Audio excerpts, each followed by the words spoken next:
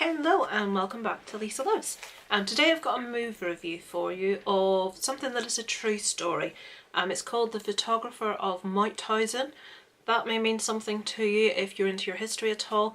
Mauthausen was actually one of the concentration camps during World War II. It's in Austria, and this is a Spanish movie. It's also got some German language in, obviously, as it centres around the concentration camps. So this movie has just popped up on Netflix, so I thought I would check it out and see what it's like.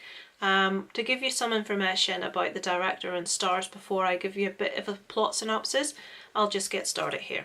So this one was directed by Massacre, and it stars Mario Casas as Francesc Bosch, Richard Van Weyden, Elaine Hernandez and Adriette Salazar. I apologise in advance well, it's not in advance, is it? I apologise for that pronunciation, which was probably completely wrong.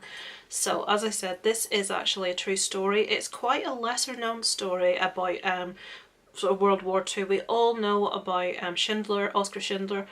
This gentleman isn't as well known, which is a bit of a travesty as far as I'm concerned. Now, I'm going to give you a plot synopsis, but that is going to contain some details about what happened. If you don't want to know anything about the story, then I would switch off here. I am going to give you some sort of information about what the story is about. I will say, check this movie out. It's a fantastic movie. So let's get into what this movie's about. So to give you a little bit of background, we're in 1943, World War II. Spanish soldiers have gone through and lost the Spanish Civil War, and General Franco actually sends these gentlemen to the Third Reich as a free gift of a free workforce for them. So these Spanish individuals are within the camps. Everyone is given a different I think everyone knows that people that were Jews were given, I think, yellow stars. In this movie, they're given yellow triangles. The Spanish were given a blue triangle, and then there were green triangles, which was what was known as capos. They were actually violent German prisoners who had committed murder or rape. They were violent offenders. They were actually kept in the concentration camps to act as guards to the other nationalities that were within there. So they were the top tier, very nasty, pretty much did what they wanted. And when prisoners came in, and we know they were stripped of their watches, their possessions, even in some cases teeth, they pretty much had their pick of all the trinkets of anything that was taken from the other prisoners. So Francesc Bosch, I found this really shocking after the movie to discover he was only 20 years old. And when you hear about what he'd done, you will be quite surprised that someone of that age could have been so brave and could have had the morals that he actually had. So we come into the camp with other prisoners. What separated him from a lot of other prisoners was that he spoke German, which back then was a bit of a rarity for someone to speak a foreign language. So he was allowed to have one of the admin jobs within the camp as a translator. A lot of the other prisoners, especially the Spanish prisoners, were used in quarries. Very, very hard, very treacherous, dangerous work, and an awful lot of people dropped dead due to overwork. Such was the difficulty of the tasks they were given. So Francesc was lucky in a sense. He was given an admin job, but he had a bit of a talent at taking photographs, so he was employed as camp photographer. This included documenting different people with, like when you go, well, not that I've ever done this, but you see people's mugshots sort of with the number below and their name when they're arrested. This was sort of what they did to every prisoner that came in. They were documented. He did this. He also was responsible for having to photograph dead prisoners who had failed escape attempts, and these were documented to deter other prisoners from trying something similar. He discovered in the process of this that the gentlemen that were put across as being escapees had been shot from the front, so there was something not right. Something was happening that wasn't entirely correct, and Francesc wanted to try to get to the bottom of this. At one stage in the movie, the Spanish prisoners are listening to an amateur radio broadcast. This is amateur radio that is set up for them. They discover that there has been a defeat of the Third Reich by the Soviet army in Stalingrad, and they begin to, for the first time, fear, perhaps we may not win this war. They set about destroying all evidence that has been taken. All the photographs are instructed to be destroyed. This is when Francesc decides, no, that's not going to happen. I want the world to see what happened here. I want them to see the atrocities. I want them to see the dead bodies. I want it to be, I don't want these individuals to get away with what they've done and it never to be made known to the world. Because he thought, I might not make it out of here, I want my work to make it out, I want to make a difference here.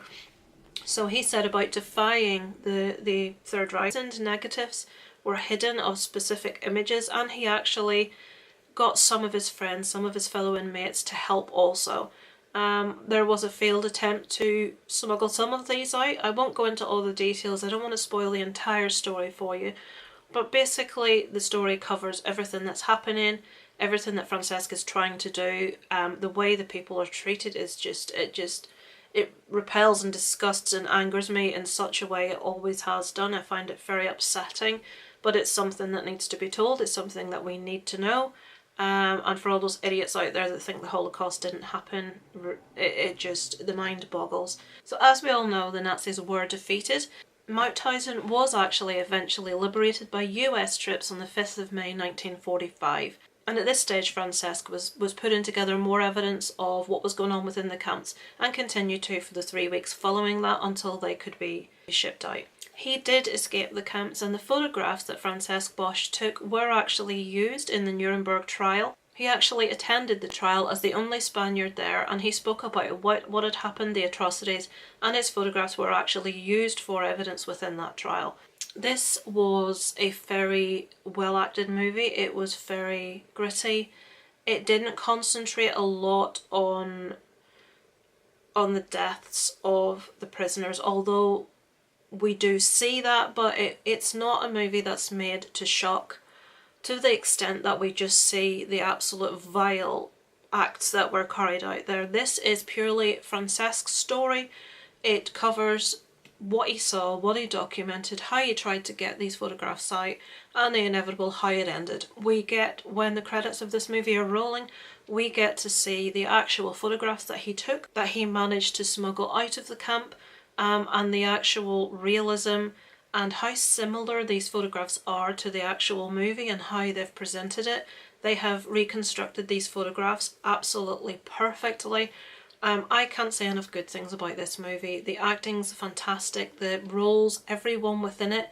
You do feel the emotion that you're meant to feel. You feel the fear, you feel the disgust, you feel the repulsion, you feel the anger towards the capos and towards the Third Reich. It was a fantastic movie, and one that's not really been spoken about, which I feel is hideously unfair. It's one I'm highly recommending to you to watch if you have any interest in World War II, in your history, in what happened, or if you just want to educate yourself about this young man who to me is a hero. He was only 20 years old when he came into that camp. He actually unfortunately died at the age of 30. He never got over what happened in the camps. It doesn't say anywhere what actually physically he died of, but it has said that he never got over what he went through in the camps. The actor who actually starred in this role lost 45 kilos for the role, and to be fair, he doesn't actually look particularly emaciated in the role. He looks slim, but some of the other actors that they have hired, it's just chilling to see the situation, to see what people went through, to see some of those real photographs, and you're left questioning yourself, how could people ever have felt that this was right? I know a lot of officers say they were only following orders, but it just sickens me to my stomach how people could treat other human beings this way. I'm without words, I'm speechless. But I wanted to recommend this to you. Have you seen it? Let me know below in the comments if you have. Does it sound like something you might enjoy? I do highly recommend it to you. So let me know below in the comments what you think. Yep, that's it from me today. I look forward to speaking to you again soon. It's over and out from Lisa Loves.